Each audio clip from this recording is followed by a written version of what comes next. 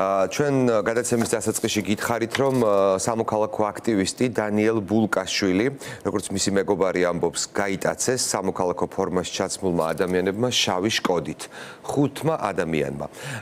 თვითმხილველი ჰყავს ამ ამბავს, რომლის სახელსა და გვარს რიგი მიზეზების გამო არ დავასახელებთ, ის სატელეფონო ხაზზეა და უფრო მეტს მოგვიყვება რა მოხდა.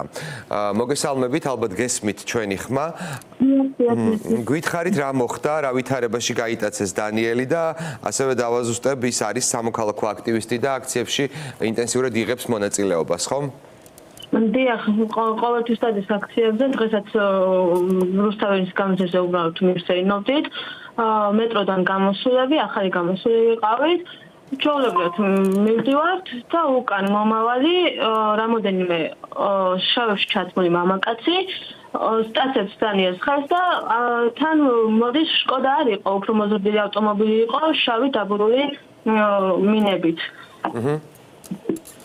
და ეგრევე ანუ გააზრებას კი ვერ მოვახერხე, ისეთი წამებში მოხდა ეს ყველაფერი, მობილურიც კიდრის დაუვარდა და მობილურიც დაიღეს, არ დატოვეს. და რამეს ეუბნებოდნენ დაკავების მომენტში? არაფერს დაწყოთ, ანუ უკნიდან, ანუ ჩვეულებრივად, როგორც გატაცება ხდება და უკანონოდ, ისე მოხდა ეს ყველაფერი. უკნიდან ჩუმად სტაცებს ხელი ისე, რომ ვერაფერს ვერ გავხდებოდით. სად არის ახლა, იცით? არაფერი არ ვიცით და ზუსტად მაგითო გავაშალეთ ეს ყველაფერი, რომ საერთოდ არავინ არ ვიცით სადაა. ადვოკატი თუ გყავთ? კი, როგორ არა. და ადვოკატი ეძებს ალბათ და არც მას წვდიან ინფორმაციას? დიახ. მოკლედ, მადლობა ინფორმაციისთვის, დაგემშვიდობებით.